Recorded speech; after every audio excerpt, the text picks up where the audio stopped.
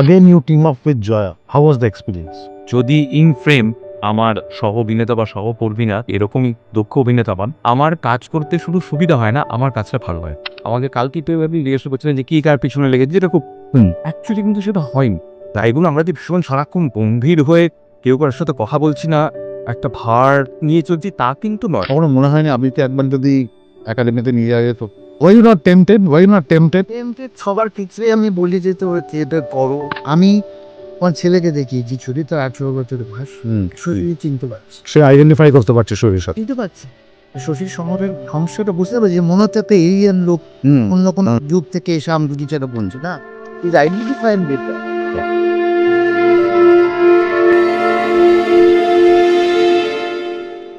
শরীর শরীর তোমার মন নাই কুসুম। গ্রাম বাংলায় আবির জয়া, এটা বাঙালি দর্শক বেশ কিছু ছবিতে দেখেছে। Again, you team up with Joya. How was the experience? জয়ার অভিনয় দক্ষতা নিয়ে নতুন করে আমার ভালো লাগে শুনি। তবে আমি সবসময় ব্যক্তিগতভাবে মনে করেছি যে যদি ইন ফ্রেম আমার সহ অভিনেতা বা সহকর্মীরা তারা যদি এরকমই দক্ষ অভিনেতা পান, আমার কাজ করতে শুধু সুবিধা হয় না, আমার কাজটা ভালো হয়। আর আমি ভীষণ কালকেও বলছিলাম যে আমার ভীষণভাবে মনে হয় অভিনয়টা ভীষণভাবে লেনদেনের উপর নির্ভর করে। আর তুমি আগের যে প্রশ্নটা করলে তার সূত্র ধরেই বই, আমি যখন প্রথম আমাকে লালদা যখন বলে তখন স্ক্রিপ্ট শোনা আমার চেবেতে, তখন আমি প্রথম ডাকটা আমি একটু অবাক হয়েছিলাম, কারণ আমি শশীর চরিত্রে বা পুতুন্নাচের ঋতুবাহের পক্ষে হয়তো আমি নিজে হয়তো তখনও ভাবাবি, হ্যাঁ, তো আমার সেই কারণে আমি একটু অবাক হয়েছি। এবং তার সঙ্গে সঙ্গে একটা ভয়ও ছিল যে এরকম একটি উপন্যাস মানিক বন্দ্যোপাধ্যায় পারবো কি। কিন্তু তার সঙ্গে সঙ্গে একটা নির্ভরতা ছিল যে লালদারই তো ডিরেক্ট করছে, এবং কিছু কিছু পরিচালনার শিক্ষকের মতন হন, কিছু কিছু পরিচালক বন্ধুর মতো হন, তো আমি কিন্তু একদিন শিক্ষককেও পেলাম। তারপরে যখন আমি দেখলাম আমার আশেপাশে সম্বনীতিরা জয়া আছে, অনন্যা আছে, শান্তিদা আছে, অনন্যা আছে, পরম আছে, সুরমনা আছে, এরা প্রত্যেকে নিজেদের কাজটা খুব ভালো মতো জানে, এবং কোথাও গিয়ে না এই ছবিটায় অভিনয় পাওয়ার জন্য যে মননটা, যে শিক্ষা শুধু বইয়ের শিক্ষা হচ্ছে, মানে তাকে যে বইটা ভীষণভাবে পড়তে হবে, পড়লে তো খুব ভালো, নাম করলেও যেরকম আমি স্ক্রিপ্টটা পাওয়ার পরে কিন্তু লাল্লা বলছো তুই এবার স্ক্রিপ্টটাতে কনসেন্ট্রেট কর, আর বইটা ভাবিস এখন আর বইটা না। এবং সেটা খুব সত্যি কথা, কারণ এটা তো সিনেমা, তো ডিরেক্টর যেটা যে গল্প ওটা দেখাচ্ছি। তো তখন আমি একটু আশ্বস্ত হয়েছিলাম যে এরা যদি আশেপাশে থাকে, এবং বিশেষ করে তুমি জয়ের কথা বলছো, জয়, হ্যাঁ অবশ্যই আমি জানি যে আমাদের একসাথে করা ছবি বা আমাদের একসঙ্গে অভিনয় মানুষের খুব খুব পছন্দের। হ্যাঁ, আবার সেই তখন যে সময় শুটিং করা, আমি যেহেতু পুতুল না, আমাকে কালকে পেয়ে আপনি জিজ্ঞাসা করছিলেন যে কি কার পিছনে লেগেছে, যেটা খুব অ্যাকচুয়ালি কিন্তু সেটা হয়নি। তাই গুলো আমরা যে ভীষণ সারাক্ষণ গম্ভীর হয়ে কেউ কারোর সাথে কথা বলছি না, একটা ভার নিয়ে চলছি, তা কিন্তু নয়। কিন্তু কোথাও না ওই এই যে বকমানতা গল্পটার মধ্যে শরীর সেটা মানে আমাদেরও কোথাও প্রভাব ফেলে, আমরা কিন্তু ওইভাবেই করছি। এবং সেটা যেহেতু জয়াকে আমি চিনি এবং জানি ও কিভাবে অ্যাডপ্ট করে একটা চরিত্রকে, আমার সেটা অপরিচিত মুখ। হ্যাঁ, সুমনদা as a director how serious is he? মানে সবকিছুর বাইরে, মানে দিনের শেষে প্যাক আপের পরেও কি এরকম সিরিয়াস মানুষটা না? না, না, মজাও হয়েছে, ঠাট্টাও হয়েছে, ইয়ার্কিও হয়েছে। কিন্তু ওই যে বললাম মানে অনেক ছবিতে এটা হয় যে প্যাকআপের করে খুব হাসি ঠাট্টা হয়। তো এই ছবির ক্ষেত্রে হয়তো সেই সময়টা বলো বা মানিক বন্দ্যোপাধ্যায় বাবু বা পুতুলনাথ বলো, আমরা নিজেরাও চাইছিলাম না, আমরা যে খুব খোলসে ঢুকেছিলাম তা কেউ না, কিন্তু ওই জোনটা থেকে বেরোতে চাইছিল। আমরা ওই জায়গাটা সবাই ওটাতেই থাকছি। সেটা আমার নয়, আমাদের সকলের কাজেও সুবিধা হয়েছে, এবং অবশ্যই লালদার সঙ্গে যেন আমি তোমায় করছি। ধরো একটা সিন আমি করতে যাচ্ছি, তো লালদা প্রথমে বললো একবার পড়ি, আমরা পড়ে এবার আমি সবসময় চেষ্টা করি যে যেহেতু লালদা নিজেরই লেখা স্ক্রিপ্টটা কীভাবে পড়া হচ্ছে সেটা আমার অ্যাকচুয়ালি হেল্প করে। এবার বাড়তে ধরো আমি আমার মতো লালদা চল না তুই ওই যেটা করি তাহলে একটু এটা ভেবে করেছিস, এটা একবার ভাব না, আমি এটা ভেবেছিলাম, আমার মনে হচ্ছে এইখানটা যদি এরম হয়, হ্যাঁ হতেই তো পারে, নিশ্চয়ই এটাও তো একটা আসেন, তো ওইভাবে কাজটা এগিয়েছে। এরম নয় যে ভীষণ করা পাবে না এরকম, সেরকম একটা গল্প বলি, এটা হচ্ছে আবিদের যেটা ছিল, তো সেই আস্তে আস্তে চেহারের ওপর যে চাপটা পড়ছেন, তার মনে মনের চাপে মেকআপের সূক্ষ্ম চেঞ্জ করা হতো। এখন সিনেমা আমরা দেখে দিতাম দুনিয়া বসে বসে কোন সময়টা ঘটছে, সিনেমা তো আমরা পরপর কি শুরু হয় না, তার কারণ কি হচ্ছে কোন সময় কোন মেকআপটা থাকবে, কতটা তার চেহারার উপর ছাপ পড়ছে না বা নিজের মনে, সেই জায়গাটা বোঝাচ্ছে। এবং মাঝে মাঝে এরকম হতো, কাউকে ঋষি বলছে দেখো কতটা করে দিয়েছে, মরিনি এখনো বেঁচে আছি, এটা বন্ধুর নিয়ম। মজা যেটা হয়েছিল সিনেমা শুটিং, এটা খুব অদ্ভুত হয়। প্লাস্টিকটা আগে হয়ে গেল। কারণ আমার মনে হয় চরিত্রের আর্ট তৈরি করা খুব দরকার, সেটা আমার একটু হেল্প করে দিল আন্দার সঙ্গে কাজ। কারণ আমায় তো মানসিকভাবে শুধু মেকআপ করে ধরে না, না এরকম মেন্টালিও তো ওখানে বাঁচাতে হবে। আমি আজকে এখন যে দৃশ্যটা করছি সেটা গল্পের একটু প্রথম দিককার বর্ণনা। এই সিনটা হয়ে গেল, এর পরেই 2 ঘন্টা পরে যে সিনটা করবো সেটা অনেক পরে, একটা মানসিক বিবর্তনের মধ্যে দিয়েও চরিত্রটা গেছে। তো আমাকে সেই জায়গাটা পৌঁছে থাকে। মেকআপের একটা মজার পাঠ, ওরা আমার সঙ্গে যে জায়গাটা আমি বলছি, কারণ অয়ন থাকে আমার সঙ্গে গত বেশ কিছু বছর ধরে আমার সাথে সব কাজই আছে। এবার ও কি করতো, ও যারা অ্যাসিস্ট্যান্ট ডিরেক্টর আছে তাদেরকে কি জিজ্ঞেস করতো, আচ্ছা এখন, এবার ওরা বলতো এখন শেষের দিক, তারপর বুঝতে পারছেন দিকটা স্ক্রিপ্ট এবার হেমন মেকআপ করে যেটা আলাদা বাবা, ও ইন্ট্রো শেষ হয়ে যাচ্ছে না, মানে গল্পের শেষে দিকে ও প্রায় আমাকে সিরিজ করে দিয়েছে। আমি সাম্পের মৃতবত একটা চেহারা হয়েছে, এটা করিস মন ডিসে এসে বলতো, তারপরে কি কইতে লাগে, তারপর ওকেই বলতো আমি কিন্তু মনে নিয়ে দেখবো, আবার অনেকটা বাঁচতে হবে আমার। এগুলো ঘটেছে। সুনন্দা আবিরকে পর্দায় দেখে বা তার আগে আবিরের কাজ দেখে কখনো মনে হয়নি আবিরকে একবার যদি একাডেমিতে নিয়ে যাওয়া যেত, স্টেজে একটা আবিরকে ডিরেক্ট করলাম? না আমি তো সবার why you not tempted, why you not tempted? সবার ক্ষেত্রে আমি বলি যে তোমরা থিয়েটার করো, বাংলাদেশ করো, দ্যাট আমরা একটা চেঞ্জ অফ এও হবে, মানে একটা নিচের অভিনয়ের প্রসেস যেটা কোন যাবে বদল হবে। কিন্তু আমি কোনো এইগুলো অফার করিনি, মানে বলিনি যে এই চরিত্রটা করেন। একটু কয়েকজনকেও বলেছি, অনেকে হয়তো সময় কারণে হতে পারে না, অনেকে ভয় পায় যে থিয়েটার করার একটা অভ্যেস, কিন্তু আবিরের পক্ষে সেটা করে কষ্টকর হবে না, কারণ পরিবারে থিয়েটার আছে, ওর পরিবারে থিয়েটার আছে। এবং আবির তো স্টারের লাইফস্টাইলটা লিড করে না, মানে আবির ইজ আ সুপারস্টার, বাট সেটার সাথে তার জীবনযাপনের কোনো ওই নয়। আবির আরামসে দাঁড়িয়ে সাউথ সিটির সামনে কারোর সাথেও দাঁড়িয়ে আড্ডাও মারতে পারে। সেইটা বোধহয় ওর মানে পারিবারিক কাপড়েও হেঁটেই আছে। এটা আমাদের সবার মধ্যে আছে, যারা থিয়েটারের ব্যাকগ্রাউন্ড আছে না, তারা মানুষের সঙ্গে সহজে মিশতে পারে, যেখানে জায়গায় দাঁড়িয়ে মরতে পারে, যে কোনোটি অ্যাডাপ্ট করে নিতে পারে, সেই জায়গাটা একটু রয়েছে। ফলে তো কোই অসুবিধাটা হয় না। ফলে আমরা যারা এইভাবে হই দেখেছি চারপাশেও, আমি তো করেইছি। ফলে তো সেইখান থেকে আমাদের পুতুল নাচের শুটিংয়ের সময় মানে এমন নারী টুচি যে, কিন্তু তবুও কেউ যেন না মানে তো জায়গা থেকে বেরোতে চাইছে না, মানে একটা জিনিসটা আমাদের ঢুকছি আস্তে আস্তে, এমন কিছু করবো না যে আমাদের সম্পূর্ণ পিচ্ছি। ওই ঠেরাওটা দরকার। একটা ওইটা কিন্তু দরকার ছিল।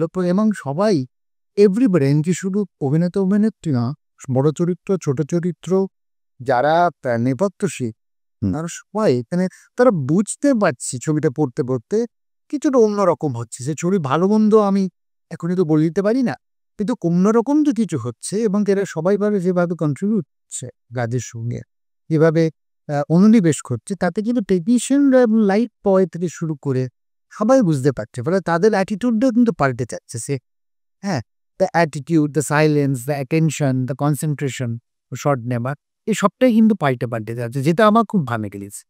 এদের মধ্যে সবার কিন্তু আছে, এরা অনুযায়ী ছবি অনুযায়ী কিন্তু নিজেদের বলে দেবে। আমি খুব দীর্ঘায়িত করব না। সুনন্দা আবির আমরা আমাদের বাড়ির আশেপাশে দেখি লোকে আর বই পড়ে না, অডিও বুক। বই যদি পড়ে তাও সে আইপ্যাডে পড়ছে। এমন সময় 90 বছর পুরনো একটি আইকনিক নোবেল, সেইটা আমি দর্শক হিসেবে দর্শককে কি বলবে যে কেন দেখতে যাব? আমি যদি আজকে কলেজ স্টুডেন্ট হই, আমি 18 বছর বয়স, আমার মানিক বন্দ্যোপাধ্যায়ের সাথে হয়তো সেরকম আর পরিচিতি নেই, আমার আশেপাশের কেউও আর ওই রকম নভেল পড়ে না, তাদেরকে কি করে নিয়ে আসা হবে সিনেমা হলে? এইটা তুমি দর্শককে বলো।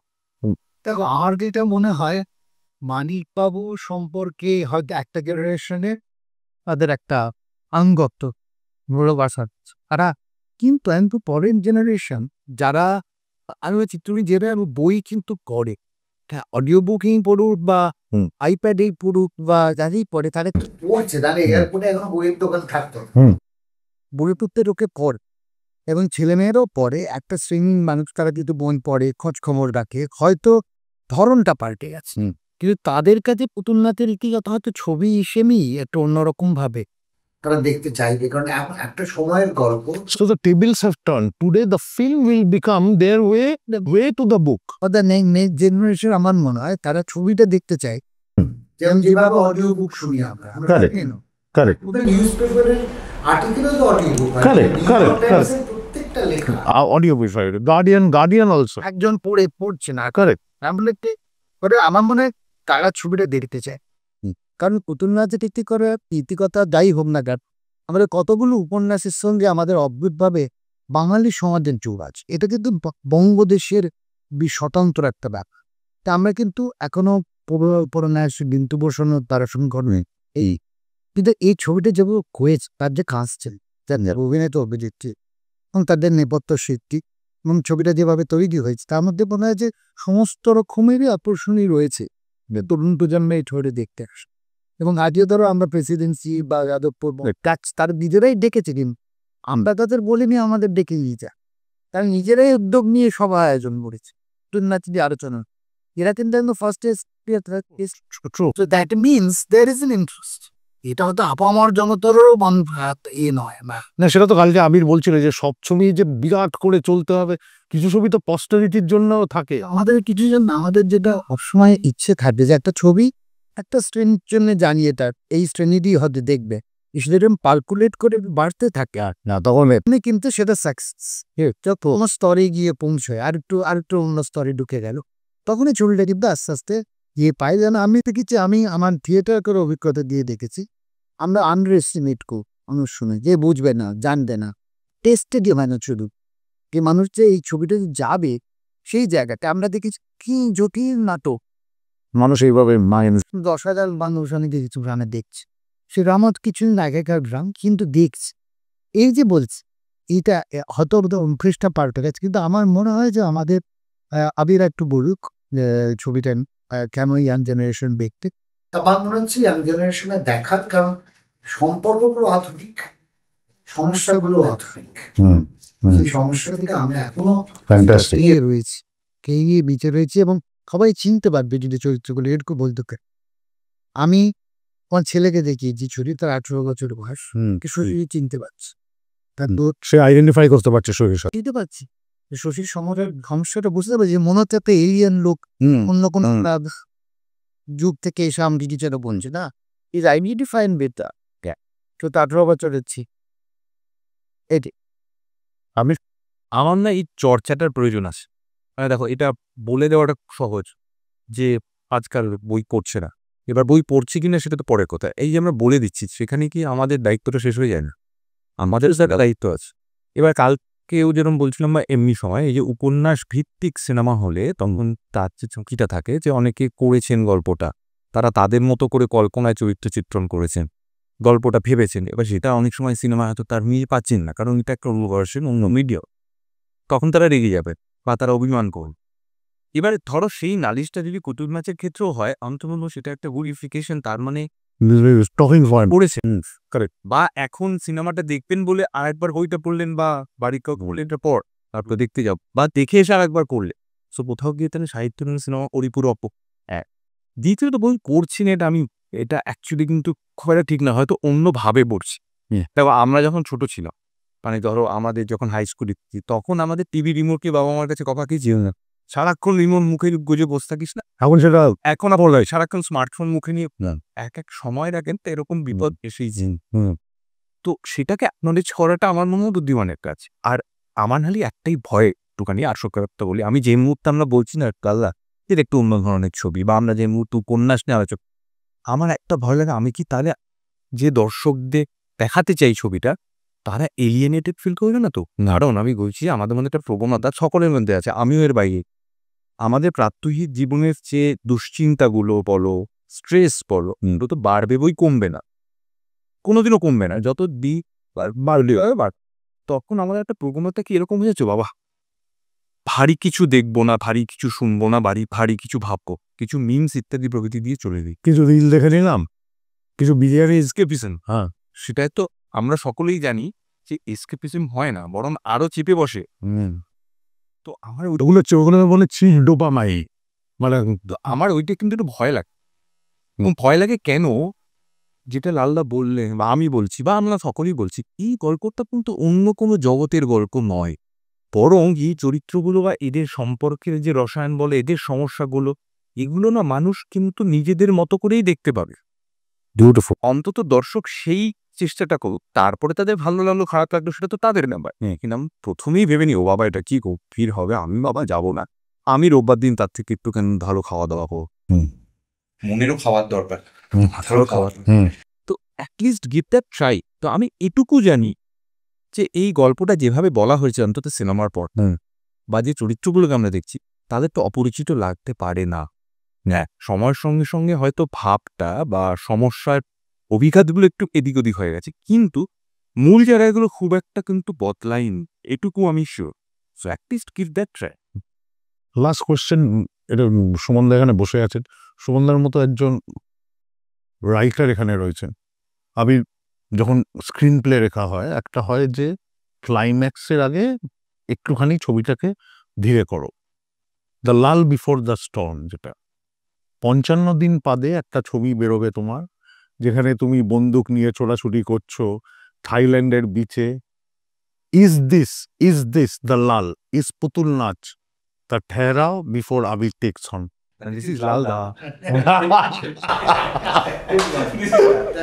আমি ওভাবে দেখছি না, আমি অন্যভাবে দেখছি। যদি একটু হিসেব করা যায়, আমার শেষ রিলিজ ছিল গত বছর 20। তা আমিও তো অপেক্ষা করে আছি ছবি দেখুক। তো লাস্ট অক্টোবর ওয়াজ মাই লাস্ট রিলিজ, সো এই অগস্ট, অলমোস্ট 10 months। তো যদি আমার দর্শকরা যারা আমার কাজ ভালোবাসে, আমার কাজে গুরুত্ব দিয়ে দেখে, তাদের কাছে আমি অনেকদিন অনুপস্থিত ছিলাম বরাবর। তো আমারও সেদিক থেকে আমারও অপেক্ষা, আমার একটা লোক আছে যে এতদিন পরে আসছি, এবার তার ছোট। আমি এইটুকু বলতে পারি, যারা আবিদের ভীষণ ফ্যান, প্রচুর তার ফ্যান ফলো, তোমারও আছে, মানে ডোন্ট বি সো দু রকমের ফ্যান আছে। হ্যাঁ, আবিদের ফ্যান অভিনেতাকে তো দেখতে আসে। এটা কিন্তু আবিরের আমি অনেক কাজই দেখছি, এটা কিন্তু আবির একটা যাকে বলে ডিফারেন্ট জার্নি, ডিফারেন্ট ডিপার্ট, সেইটা কারো ও চরিত্রকে নিজের মতো করে ব্যাখ্যা করেছে। সেটা সবসময় যে আমরা খুব চুন বিচারে আলোচনা করেছি, কঠিন একটা তাত্ত্বিক আলোচনা তা না, কারণ এই সত্যি তত্ত্বের জায়গা নেই গেছি। এটা একটা মানবিক সম্পর্কের আছে, অটম তত্ত্বকথা নেই, এটা গল্প। It's a story of human beings, মানুষের যে মানুষের উপরে জটিল, যে মানুষগুলো জটিল, যার জটিলতা, আমাদের সবার মধ্যে জটিলতা আছে, কিন্তু যেভাবে বলা দিয়েছে, যে অভিনয়গুলো হয়েছে, প্রত্যেকে যে অভিনয়গুলো করেছেন, প্রীতিমানদা, সুরম্বনা, অনন্যা, তারপরে আমাদের জয়া, আবির তো বটে, ডিপার্চার ঘটেছে।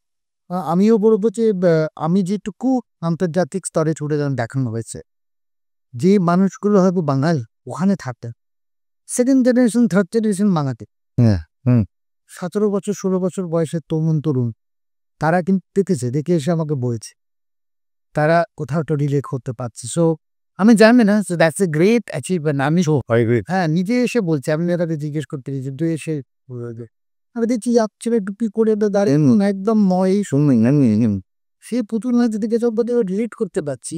আমি যে তুমি রিলেটটা কি করে করলে, বলে ওটা ক্যারেক্টার্স, মানুষগুলোকে রিলেট করতে পারছি। But then big thumbs up to also Somiron and Kaleidoscope to support a film like this at this time and age.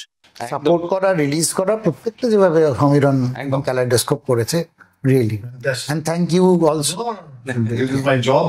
সুমনদার যারা ফ্যান, আবিরের যারা ফ্যান, সবাই একটা অন্য ঘরানা, যে ঘরানাতে গল্প আছে, যে ঘরানাতে গ্রাম বাংলা আছে, একটু দেখি না সবাই মিলে এই ছবিটা।